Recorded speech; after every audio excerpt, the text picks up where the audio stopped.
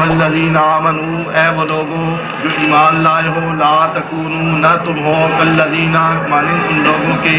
کفروا جنہوں نے کفر کیا، وقالوا لاخوانہم، اور کہا واسطے اپنے بھائیوں کے، اذا ضربوا فی الارض، یا وہ سفر کریں بھی زمین کے، او کانوا غزاً، یا وہ جہاد میں ہوں، لو کانوا، اگر ہوتے، عندنا، پاس ہمارے، ما ماتوا، نہ وہ مرتے، وما قتلوا، اور نہ وہ قتل کیے جاتے، لیجعل اللہ، تاکہ کرے اللہ تعالیٰ، ذالک، اس بات کو، حسرتاً، پچھتاوا، فی قلوبہم، بیچ ان کے دلوں کے، واللہ، اور اللہ تعالیٰ، یحیی و یمیت، زندہ رکھنے والا اور مارنے والا ہے، واللہ، اور اللہ تعالیٰ، بما تعملون بصیر، ساتھ اس چیز کے جو تم عمل کرتے ہو دیکھنے والا ہے، وَلَئِن قُتِلْتُمْ فِي سَبِيلِ اللَّهِ، اور اگر تم قتل کیے جاؤ بیچ اللہ کے راستے کے، او متم، یا تم مر جاؤ، لمغفرۃ من اللہ، البتہ بخشش ہے اللہ کی طرف سے، ورحمۃ، اور رحمت ہے، خیر، بہتر ہے، مما، اس چیز سے، یجمعون، جو یہ جمع کرتے ہیں، وَلَئِن مُتُّمْ، اور اگر تم مر جاؤ، قتلتم، یا تم قتل کیے جاؤ، لَإِلَى اللَّهِ، البتہ طرف اللہ تعالیٰ کے، تحشرون، تم اکٹھے کیے جاؤ گے، فَبِمَا رَحْمَةٍ مِّنَ اللَّهِ، بسات اس کے کہ جو رحمت ہے اللہ کی طرف سے، لِنْتَ لَهُمْ، تو نرم مزاج ہے واسطے ان کے، وَلَوْ كُنْتَ، اور اگر ہوتا تو، فَظًّا، تو غلیظ القلب، سخت دل، لَانفَضُّوا، البتہ بھاگ جاتے، من حولک، تیرے ارد گرد سے، فاعف عنہم، پس درگزر کر ان سے، معاف کر ان کو، واستغفر لہم، اور بخشش مانگ واسطے ان کے، وشاورہم فی الامر، اور مشورہ لے ان سے بیچ کام کے، فَإِذَا عَزَمْتَ، بس جب قصد کر لے، کوئی کام طے کر لے، فَتَوَکَّلْ عَلَى اللَّهِ، بس توکل کر، بھروسہ کر اوپر اللہ کے، ان اللہ، بے شک اللہ تعالیٰ، یحب المتوکلین، پسند کرتا ہے، محبت کرتا ہے توکل کرنے والوں سے۔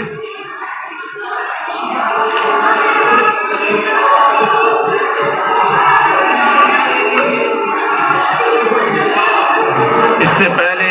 پچھلی آیتوں میں، گزشتہ ہی سبق میں،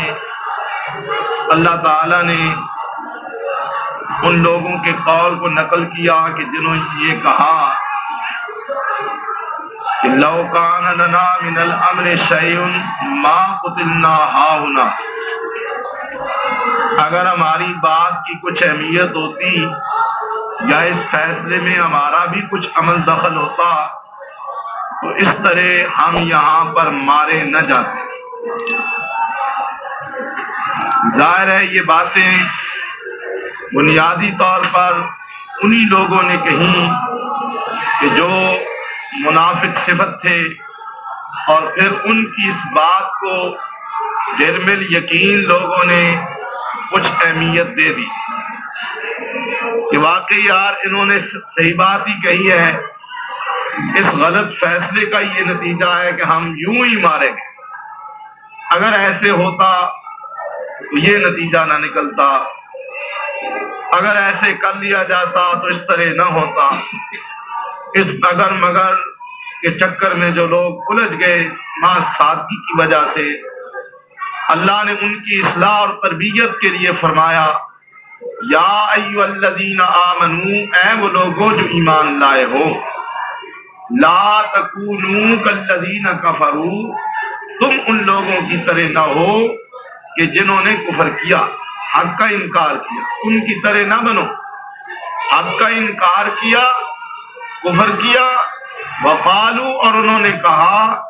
لاخوانہم، واسطے اپنے بھائیوں کے، اذا ضربوا فی الارض، جب وہ زمین میں نکلے، سفر کریں، چلے پھریں، او کانوا غزاً، یا وہ جہاد میں ہیں، یعنی یہ کافر لوگ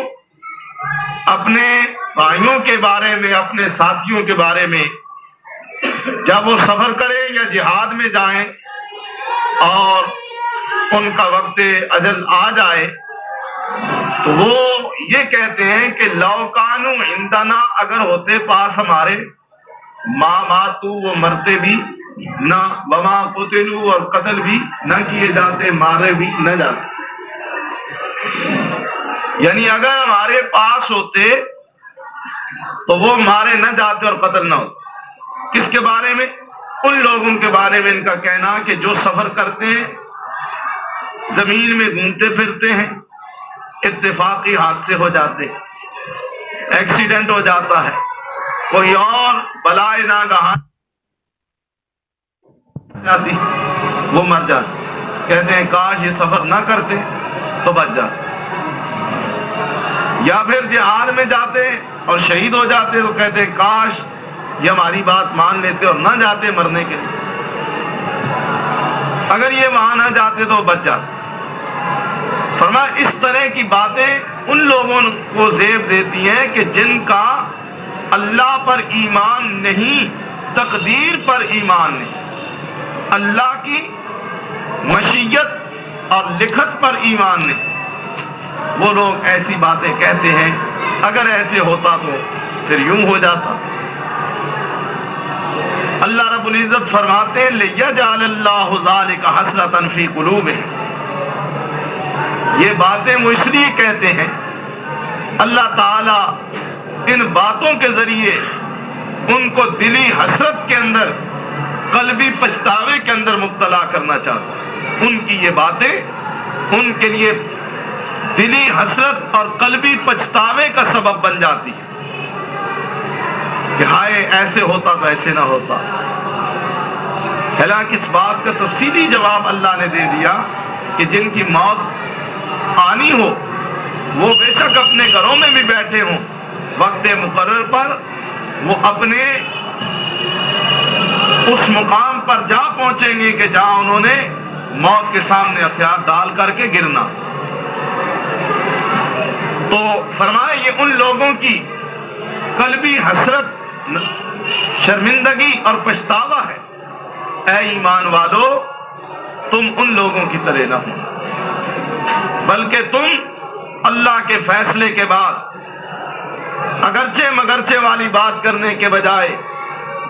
سر تسلیم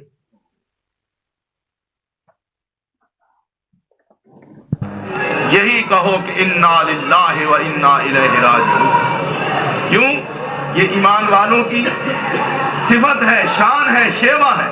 کہ الذین اذا اصابتہم مصیبت، جب انہیں کوئی مصیبت آتی ہے وہ یہ نہیں کہتے کہ اگر ہم یوں کرتے تو یوں ہو جاتا۔ تمہارے یوں کرنے سے اللہ کی تقدیر بدل نہیں جاتی،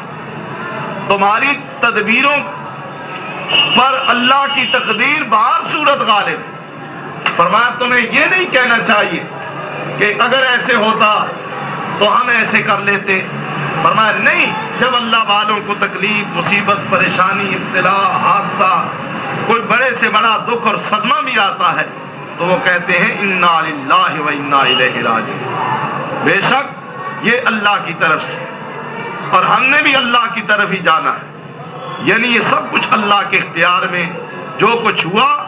اس پر بھی ہمارا کوئی اختیار نہیں، یہ بھی اللہ کے حکم سے ہوا، اور ہماری ذات کے بارے میں جو کچھ ہونے والا ہے اس کے اندر بھی ہمارا کوئی اختیار نہیں، یہ بھی اللہ کے حکم سے ہوا۔ اے ایمان والو جو لوگ اس طرح کی باتیں کرتے ہیں تمہیں ان لوگوں کی طرح نہیں ہونا چاہیے، بلکہ تمہارا ایمان تو یہ ہونا چاہیے کہ واللہ یحیی و یمیت، زندگی دینے والا بھی اللہ اور مارنے والا بھی اللہ،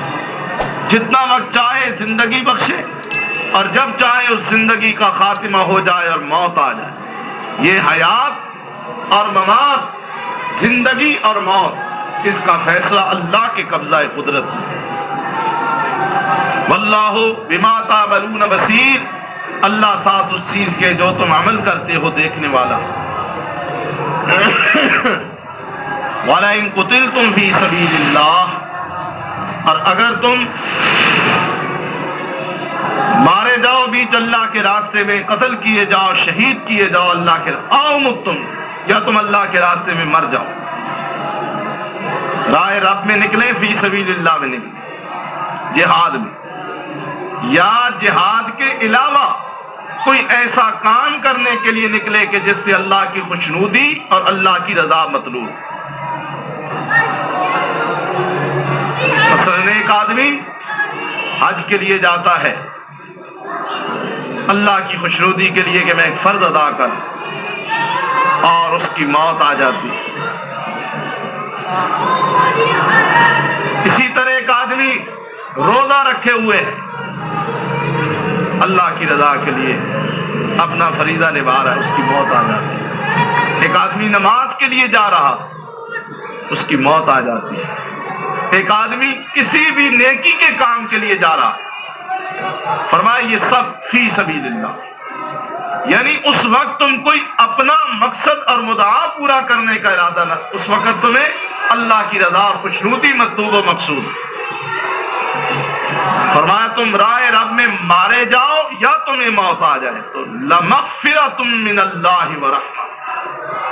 اس صورتحال میں اللہ کی طرف سے بخشش اور اس کی رحمت اور خیر مما یجمعون، وہ بخشش اور رحمت جو اللہ ایسے بندوں کو عطا کرتا ہے وہ دنیا کی زندگی اور مال و منال سے بہتر ہے کہ جس چیز کو یہ لوگ جمع کیے ہوئے۔ یعنی یہ مال کی محبت میں غرق کہتے ہیں ہائے ہم جی لیں، 100 سال زندگی ملے تو کہتے ہیں 10 سال اور جی لیں، 110 سال ملے تو کہتے ہیں 200 سال ہی گزر جائے تو کیا حرج، مرنے کو دل نہیں چاہتا۔ فرمایا جو لوگ زندگی سے پیار کرتے، بعض ان کو اسی لیے پیار ہے نا کہ یہ کھانا، یہ پینا، یہ کوٹھیاں، یہ مکان، یہ محل، یہ جائیدادیں، یہ دولت، یہ سونا، یہ چاندی، یہ عزت، یہ جاہ، یہ سب چیزیں، کاش ان لوگوں کو یہ پتا ہو کہ اللہ نے اپنے نیک بندوں کے لیے آگے کون سی نعمتیں تیار کی ہوئی، تو پھر ان کی سمجھ میں یہ بات آ جائے کہ جب اللہ کے رسول نے فرمایا اللہ میں تیرے راستے میں مارا جاؤں، پھر زندہ کیا جاؤں، پھر مارا جاؤں، پھر زندہ کیا جاؤں، پھر مارا جاؤں، بار بار آپ نے تمنا اور التجا کی۔ اور جو شخص جس طرح وہ سورہ یاسین میں ہم نے پڑھا نا کہ وہ اللہ کے راستے میں شہید ہوتا ہے تو کہتا ہے کاش میری قوم کو پتہ چل جائے کہ میرے رب نے کس سبب سے مجھے بخشش عطا فرمائی اور مجھے کس نعمت سے سرفراز کیا، کاش میری قوم بھی مجھے عطا ہونے والی رب کی رضا اور رحمت دیکھ لے تو وہ بھی میرے پیچھے آنے میں تاخیر نہ کرے۔ تو فرمایا اللہ کے راستے میں تم مر جاؤ یا مارے جاؤ تو اس کے عوض اللہ کی طرف سے بخشش اور رحمت، اور یاد رکھو یہ بخشش اور رحمت جو یہ دنیا دار جمع کیے ہوئے ہیں نا، اس کے مقابلے میں بہت ہی بہتر ہے کہ اللہ کسی کو مغفرت اور رحمت کی دولت عطا فرما دے۔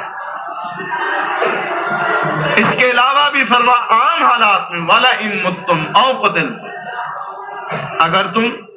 مر جاؤ یا قتل کر دیے جاؤ۔ دیکھو جی قتل ہونے والے بھی تو سارے راہ جہاد میں قتل نہیں ہوتے نا، دشمنیوں کی بنیاد پر بھی، رقابتوں کی بنیاد پر بھی، اور کئی وجوہات ہیں کہ سینکڑوں لوگ روز مارے جاتے ہیں۔ تو بہرحال یہ دوسروں کے ہاتھوں سے جنہوں نے مرنا ہے وہ اپنے گھر بھی مر جاتے ہیں، چور آتے ہیں اور جناب فائرنگ کرتے ہیں، مال بھی لوٹ کے لے جاتے ہیں اور بندے کو بھی سلا جاتے ہیں، بے شمار قتل ہوتے ہیں۔ آپ اخبارات میں دیکھیں سینکڑوں لوگ روز مرتے ہیں، قتل ہوتے ہیں، تبھی موت مرتے ہیں۔ یہ ضروری نہیں کہ جو راہ جہاد میں جائے گا وہی مرے گا، جس نے مرنا ہے وہ گھر بھی مر جائے گا، مارنے والا گھر آ جائے گا اگر یہ نہیں جائے گا۔ بہرحال فرمایا اگر تم مر جاؤ یا قتل کیے جاؤ لَإِلَى اللَّهِ تُحْشَرُونَ، البتہ بعض صورت تم نے اللہ کی طرف پیش کیا جانا ہے، تمہیں اللہ کی بارگاہ میں پیش کیا جائے گا، وہاں تمہاری حاضری ہوگی، وہاں تمہارا اجتماع ہوگا۔ یعنی پسند کرو نہ کرو، ایمان رکھو نہ رکھو، اگرچہ چونکہ چنانچہ جتنا مرضی ہے کرو، بہرحال تمہیں موت آنی ہے اور وقت مقرر پر آنی ہے، اور تم سب نے نیک و بد نے، ماننے والوں نے بھی اور نہ ماننے والوں نے بھی، موت کی آنکھوں میں آنکھیں ڈال کر کلمہ حق کہنے والوں نے بھی اور موت سے گھبرا کر بھاگنے والوں نے بھی، بہرحال ایک دن وقت معین پر مرنا ہے، اور بار صورت اللہ کی بارگاہ میں ان کا اکٹھ اور پیشی ضرور ہوگی۔ چنانچہ اللہ نے یہ نصیحت فرمائی کہ موت و حیات کے اس فلسفے کو سمجھو اور تم ان لوگوں کی طرح نہ ہو کہ جنہوں نے انکار حق بھی کیا اور اس طرح کی باتیں کر کے اپنی آخرت کو بھی خراب کر دی۔ اگلی آیت میں اللہ تعالی نے رسول اکرم صلی اللہ علیہ وسلم کی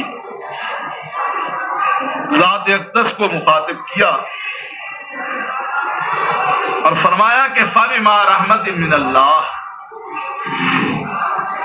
یہ سب اللہ کی رحمت ہی ہے، یہ اللہ کی رحمت، بس ساتھ اس کے کہ جو رحمت ہے اللہ کی طرف سے، یعنی یہ سب کچھ اللہ کی رحمت ہے اور اللہ کی رحمت کے سبب کے سوا اور کوئی سبب نہیں، یعنی واحد سبب اللہ کی رحمت، واحد وجہ اللہ کی رحمت ہے۔ کیا اللہ کی رحمت؟ فرمایا لنت لہم، تو نرم مزاج ہے واسطے ان کی، یعنی جن لوگوں سے گفتگو ہو رہی ہے، جن کی اصلاح کی جا رہی ہے، جن کی غلطیوں پر اللہ تعالیٰ تنبیہ کر کے ان کے مستقبل کو سنوار کے تابناک بنا رہا ہے، یعنی صحابہ کرام رضوان اللہ عنہم اجمعین، یہ واحد ایک ہی سبب اور وجہ ہے اللہ کی رحمت سے کہ اے حبیب آپ نرم مزاج ہیں ان لوگوں کے، اللہ نے آپ کو ان کے لیے نرم مزاج بنایا، اپنی رحمت سے بنایا۔ وَلَوْ كُنْتَ فَظًّا، اگر تند خو ہوتے، بد مزاج ہوتے، نرم مزاجی کے بجائے سخت مزاجی ہوتی، بد خو اور تند خو ہوتے، غلیظ القلب سخت دل ہوتے، غصہ بات بات سے غصہ آ جاتا، مزاج میں درشتگی، تلخی اور سختی ہوتی، کسی کی خوشی اور غمی کا احساس نہ ہوتا، کسی بھوکے کی بھوک کا خیال نہ ہوتا، یہ سب سخت دلی کی علامت ہے۔ لیکن اللہ کی رحمت ہے کہ آپ کو اللہ نے نرم مزاج بنایا۔ حضور با اخلاق تھے یا نہیں؟ اعلیٰ اخلاق کے مالک، نرم مزاج، ہمدرد تھے، خیر خواہ تھے، یتیموں کے والی تھے، غلاموں کے مولا تھے، فقیروں کے آقا تھے، بھوکوں کو کھلانے والے تھے، دشمنوں کو گلے لگانے والے تھے، خون کے پیاسوں کو معاف کرنے والے تھے۔ یہ سب اخلاق کی کیفیات ہیں یا نہیں؟ اور بڑی دلربا کیفیات، بڑی اعلیٰ عرفہ اور پاکیزہ کیفیات ہیں۔ لیکن ان سب کیفیات کا سبب اللہ یہ بتاتا ہے کہ محبوب اس میں آپ کا کمال نہیں، اس میں اللہ کی رحمت کا کمال ہے۔ یہ سب اللہ کی رحمت ہے، یہ سب اللہ کی رحمت ہے کہ آپ نرم مزاج، اگر آپ ہوتے تندخو، آپ ہوتے بد مزاج، آپ ہوتے غلیظ القلب سخت دل، تو لنفضوا من حولک، یہ جو آپ کے ارد گرد بیٹھے ہوئے ہیں نا، یہ کبھی کے بھاگ چکے ہوتے، کیونکہ جھڑکے تو کوئی نہیں سہتا نا، بے شک شاگرد ہی کیوں نہ ہو، مرید ہی کیوں نہ ہو، اولاد ہی کیوں نہ ہو، کیوں نہیں سہتے ہیں جھڑکے؟ کون سہتا ہے جھڑکے؟ جھڑکے دے تو ہیں، سہنے والے نہیں، جھڑکے پلانے والے تو ہیں، پیر کو، استاد کو، والدین کو، بڑوں کو جھڑکے سہنے والے کم۔ تو فرمایا کہ اگر آپ ان کو جھڑک دیں نا، یہ کبھی کے بھاگے ہو۔ یہ آپ کے اعلیٰ اخلاق اور رب کی رحمت سے یہ اخلاق آپ کو ملا ہے، جس کا یہ کرشمہ ہے کہ روم سے صہیب بھی آپ کے پاس بیٹھا، حبشہ کا بلال بھی آپ کے پاس بیٹھا، نبینوں کو دیکھو وہ بھی کتانے لگائے بیٹھے، اور جناب اپنے گھر بار کو قربان کر کے وہ بھی ڈیرے لگائے بیٹھے، اور ایسے صابر، ایسے قناعت پسند، ملے تو کھا لیا، نہ ملے تو شکوہ کوئی نہیں، جن کو صرف اور صرف آپ کی محبت ہی یہاں کھینچ لائی۔ اور سیدنا سلمان فارسی رضی اللہ تعالی عنہ فارس کے ایک بہت بڑے متمول گھرانے کے، کھاتے پیتے گھرانے کے فرد تھے. قسمت اچھی تھی، مقدر کے سکندر تھے. محمد کریم صلی اللہ علیہ وسلم کی صحبت میں اللہ نے بھیج دیا. گھر والوں کو پتا چلا، وہ بھی پیچھے آئے. انہوں نے منت سماجت کی کہ حضرت یہاں ہم نے دیکھا ہے اور ہمارا دل کھول اٹھا ہے، یہ ننگی زمین پہ سویا ہوا ہے اور جناب پوشیدہ پرانے کپڑے پہنے ہوئے ہیں. ہمارا گھر شاہوں کا گھر ہے، جہاں لمحے لمحے قسم قسم کے آلہ اور زرق برق پوشاک بدلے جاتے ہیں، دسترخوان پہ قسم قسم کے کھانے چنے جاتے ہیں، سواریوں کے لیے گھوڑے ہیں، خدام ہیں، غلام ہیں، نوکر ہیں. دنیا کے ہم نے اپنے اس بچے کو اس حالت میں دیکھا. حضرت نے فرمایا میں کون سا اغوا کر کے لایا ہوں، جانا چاہتا ہے تو لے جاؤ، میری طرف سے اجازت ہے میری طرف سے. بلایا، فرمایا سلمان بیٹا جانتے ہو کون ہے؟ جی یا رسول اللہ جانتے ہو، میرا باپ ہے، میرا چچا ہے، میرا ماموں. فرمایا اچھا تو پھر یہ تجھے لینے آئے ہیں، بیٹا جانا چاہتے ہو تو چلے جاؤ. عرض کی یا رسول اللہ میں تو نہیں جاؤں گا. بے شک باپ. فرمایا بیٹا یہاں کتنے دنوں سے بھوکے ہو، تمہارے یہ کہتے ہیں کہ گھر میں اعلیٰ قسم کے کھانے جی ملتے ہیں یا رسول اللہ، لیکن مجھے یہ بھوک قبول ہے. فرمایا وہاں تو تمہارے عالی شان محل ہے اور یہاں تو چبوترا ہے اصحاب صفہ. یہ صفہ چبوترا ہے، کسی ٹیلے پہ تم نے رات گزارنی ہوتی ہے اور دن کو کھجوروں کے چالوں سے چھپر ہے، اس کے نیچے تم وقت گزارو. عرض کی یا رسول اللہ کچھ بھی ہو میں سب کچھ قربان کرتا ہوں آپ کی جوتیوں پر، آپ کے قدموں پر، مجھے یہیں پر سکون ملتا. فرمایا بیٹا جاؤ چلے جاؤ، تمہارے والدین ہیں. کہا یا رسول اللہ آپ کے قدموں پہ ہزاروں والدین قربان کر دیجیے. اتنے پکے ہو گئے کہ حضرت نے بھی کوشش کی، یہ تو نہیں کہا کہ چلے جاؤ، مطلب یہ کہ سفارشی انداز میں کہ اگر جانا چاہتے ہو تو میں خوشی سے اجازت دیتا ہوں. لیکن حضرت سلمان نے کہا یا رسول اللہ سب کچھ ہے میں نہیں جاؤں. یہی وجہ ہے کہ سرور کائنات نے سلمان فارسی کے بارے میں فرمایا کہ سلمان آل محمد کا ایک فرد ہے، یہ میرے آل کا ایک فرد، میرے گھرانے کا ایک فرد. اس لیے کہ جس نے اپنے والدین کو اور اپنے گھر کو میری ذات کے لیے چھوڑا ہے، میں محمد اسے اپنے گھرانے کے ایک فرد کے طور پر متعارف کرواتا ہوں. جناب یہ اعلیٰ اخلاق، یہ پاکیزہ اطوار ہی تھے کہ رنگا رنگ کے لوگ، قسم قسم کے لوگ، مختلف بولیاں بولنے والے، مختلف علاقوں کے، مختلف رنگوں کے لوگ حضور صلی اللہ علیہ وسلم کی مقدس صحبت میں پہنچتے ہیں. اور میرے حبیب یہ آپ کے ارد گرد بیٹھے ہوئے لوگ، یہ میری رحمت ہے کہ میں نے آپ کو عالی اخلاق بنایا اور آپ کے پاس بیٹھے. اگر نہ آپ ہوتے نا اگر کوئی سخت مزاج تو یہ لوگ کبھی کے بھاگ گئے ہو.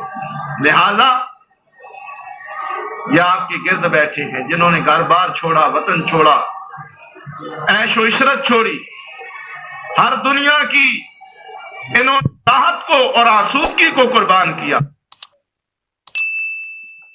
اے میرے حبیب یہ سچے وفادار اور جانثار ہیں،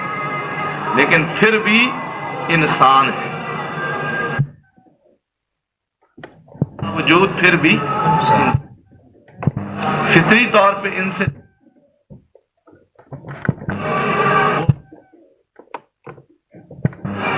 غلطی ہو سکتی ہے. لیکن محبوب جب مخلص دوستوں سے بھی کوئی غلطی ہو جائے نا، سچے جانثاروں سے بھی خطا اور لغزش ہو جائے نا، پھر گرفت، انتقام، بات بات پہ تعاقب اور باز پرس یہ بھی مناسب نہیں ہے. اگر وہ وفا کرتے ہیں تو آپ عفا کا مظاہرہ کریں، وہ وفا کرتے ہیں تو آپ عفا کریں، درگزر کریں. وفاداروں سے وفاداری برتنی چاہیے. فاعف عنہم، ان سے درگزر کریں، معاف کریں. غلطی ہو گئی معاف. کون سفارش کر رہا ہے؟ جن کے بارے میں اللہ اپنے حبیب سے سفارش کر رہا ہے کہ ان کو معاف کر دے، تو کیا اللہ نے خود ان کو معاف نہیں کیا ہوگا؟ بار بار گزر چکا ہے پیچھے. یقیناً اللہ نے ان کو معاف کیا. اور اللہ اپنے حبیب سے بھی کہتا ہے کہ میرے حبیب ممکن ہے تیرے حکم کی تعمیل میں تغافل اور کوتاہی برتی، ممکن ہے آپ کہیں کہ انہوں نے میرے حکم کو نہیں مانا لہذا میں معاف نہیں کروں. ممکن ہے یہ بات آپ کے دل میں ہو، لیکن میرے حبیب میں سفارش کرتا ہوں ان کو معاف کریں.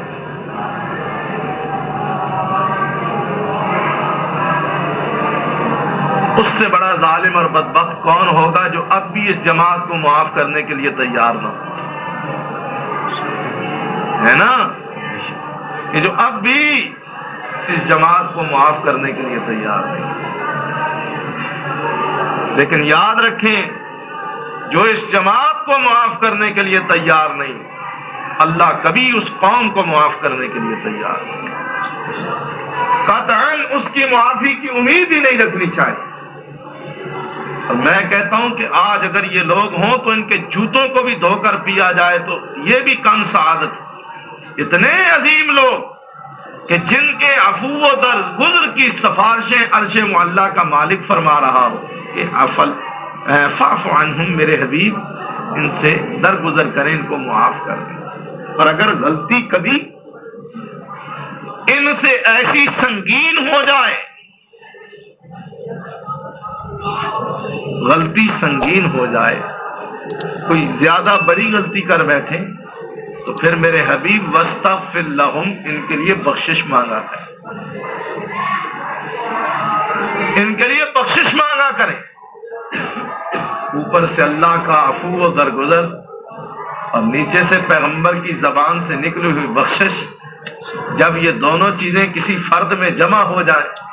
تو پھر وہ فرد ابو بکر بنتا ہے، عمر بنتا ہے، عثمان بنتا ہے، حیدر کرار بنتا ہے،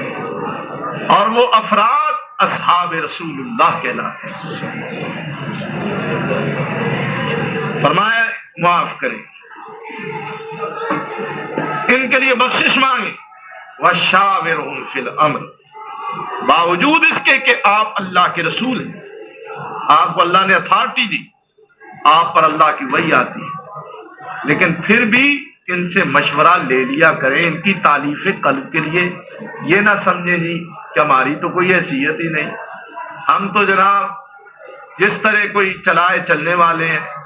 ہماری کوئی اہمیت نہیں، ہمارا کوئی مقام نہیں، ہماری کوئی ویلیو نہیں، ہماری کوئی سوچ نہیں. اس طرح ان میں احساس کمتری نہ پیدا. اے حبیب اپنے امور میں ان سے مشورہ لے لیا کر. الامور کون سے ہوتے ہیں؟ بعض امور متعین ہیں، اور وہ امور متعینہ امور شرعیہ. مثلا نماز فرض ہے، اب اس میں کوئی مشورہ نہیں جی کہ ملتوی کر دیں یا باقی اس کو رکھیں، یہ بھی کوئی مشورہ. اسی طرح حکم یہ ہے کہ وقت پہ ادا کرو. اب عمومی وقت کیا ہے؟ مثلا مغرب کو لے لیں، سورج غروب ہو جائے تو نماز مغرب ادا کرو، اذان وہ نماز ادا کرو، ایک عمومی وقت. بعض خصوصی حالات میں اس میں تھوڑی سی ترمیم، مثلا جمع بین الصلاۃ کی صورت میں تاجیل اور تاخیر، یہ الگ بات، لیکن بالعموم قاعدہ کیا ہے؟ یہی. لیکن آپ کہیں جی کہ 5:30 بجے نماز ہوتی ہے لیکن خبریں بھی 7:30 بجے ہوتی ہیں، لہذا نماز جو ہے نا اب ہر روز ہمیں 4 بجے ہی پڑھ لینی چاہیے، مغرب کی بھی 3:30 اثر پڑتے ہیں، 4 بجے مغرب بھی پڑھ لینی چاہیے. مجلس مشاورت، اس میں مشاورت کوئی نہیں. اللہ کے طے شدہ حکم میں کوئی مشورے کی گنجائش نہیں. اسی طرح حضرت محمد رسول اللہ صلی اللہ علیہ وسلم کے ارشاد متعینہ اور شریعہ کے بعد کوئی مشورے کی گنجائش اور ضرورت باقی. کہ حضرت نے ایک کام فرمایا کرو، اب مشورہ کیا جائے جی یہ کام کریں یا نہ کریں، یہ نہیں، جو حضرت نے فرمایا اب مشورے کی کوئی گنجائش۔ اب مشورہ وہ امور ہے کہ جن کا تعلق شرعی متعین امور کے علاوہ انتظامی معاملات ہیں۔ اسی نوعیت کی دوسری باتیں ہیں، کوئی چیز بنانی ہے جی یہ بنائیں، کس طرح بنائیں یہ الگ بات ہے، یا اسی طرح کہیں سفر پہ جانا ہے، کوئی اور کام کرنا ہے، دشمن کا دفاع کرنا ہے، دشمن پہ حملہ کرنا ہے، لاحظل کیا جتنے بھی انتظامی امور ہیں ان کے اندر مشورہ خیر و برکت کا سبب ہے۔ تو فرمایا کہ میرے حبیب صلی اللہ علیہ وسلم آپ ان لوگوں سے مختلف معاملات کے بارے میں مشورہ بھی دے لیا کریں تاکہ ان کی عزت نفس اور ان کا وقار بحال رہے، ان کو بھی احساس ہو کہ ہم لوگ صاحب الرائے ہیں، ہماری بھی حضرت کی نگاہ میں کوئی اہمیت اور حیثیت ہے۔ اور پھر سب سے بڑی بات یہ کہ ان کو اس کام میں لگن اور شوق اور ذوق پیدا ہوگا، چنانچہ اس کام کو یہ اپنا کام سمجھ کر کے کریں۔ لہذا اللہ نے سفارش کی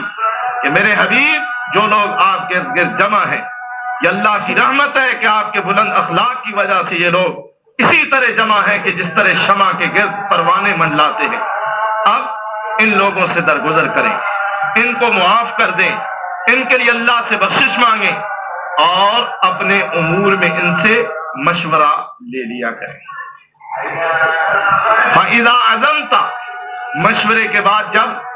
کسی کام کے کرنے کا قصد ہو جائے، عزمت فیصلہ ہو جائے، کوئی بات طے ہو جائے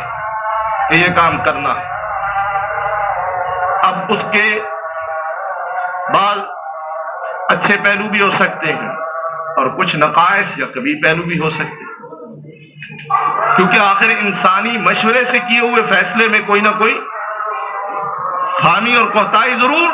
رہ جانے کا امکان باقی ہوتا ہے۔ لیکن بہر صورت فرمایا جب کسی کام کا فیصلہ ہو جائے، اس کام کے کرنے کا قصد ہو جائے، طے ہو جائے یہ کام کرنا ہے، تو فتوکل علی اللہ، پھر اللہ پہ توکل اور بھروسہ کرو، اللہ پہ توکل اور بھروسہ کرو، چاہے نفع ہو چاہے نقصان، اس میں خوبیاں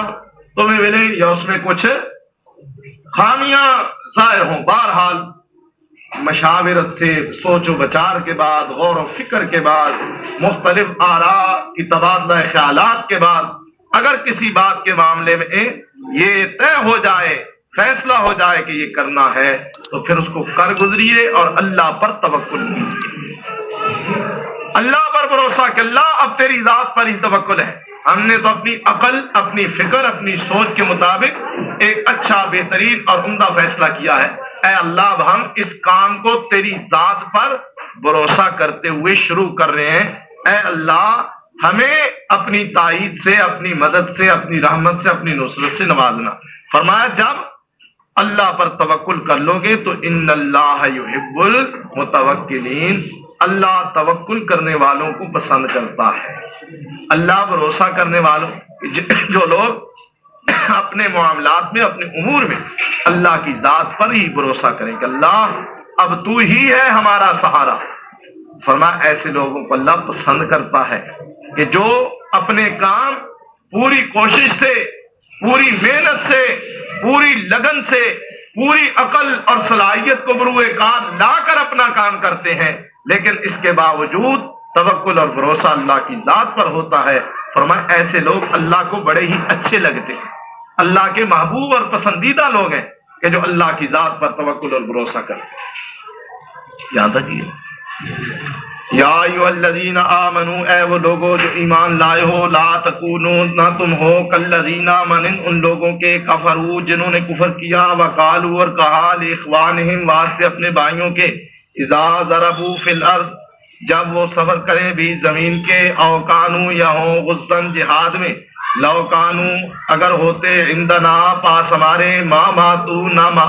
مرتے، وما قتلوا اور نہ قتل کیے جاتے، مارے جاتے، لیجعل اللہ تاکہ کرے اللہ تعالیٰ ذالک اس بات کو حسرتاً پچھتاوا فی قلوبہم بیچ ان کے دلوں کے، واللہ یحیی و یمیت اور اللہ تعالیٰ ہی زندگی دینے والا اور مارنے والا ہے، واللہ اور اللہ بما تعملون بصیر ساتھ اس چیز کے جو تم عمل کرتے ہو دیکھنے والا ہے۔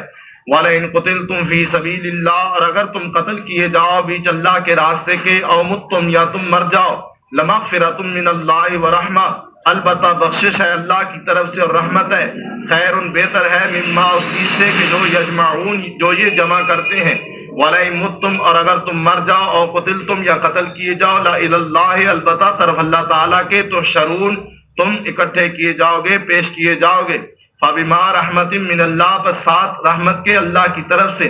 لِنْتَ لَهُمْ نرم مزاج ہے تو واسطے ان کے، وَلَوْ كُنْتَ اگر ہوتا تو فَظًّا سخت مزاج، غلیظ القلب سخت دل، لَنْفَضُّوا البتہ بھاگ جاتے، مِنْ حَوْلِكَ تیرے ارد گرد سے، فَاعْفُ عَنْهُمْ پس معاف کر ان سے، وَاسْتَغْفِرْ لَهُمْ اور بخشش مانگ واسطے ان کے، وَشَاوِرْهُمْ فِي الْأَمْرِ اور مشورہ کر ان سے بیچ کام کے، فَإِذَا عَزَمْتَ پس جب قصد کر لے، طے کر لے، فیصلہ کر لے، فتوکل علی اللہ پس تو توکل کر اوپر اللہ کے، ان اللہ بے شک اللہ تعالی یحب المتوکلین پسند کرتا ہے توکل کرنے والوں کو۔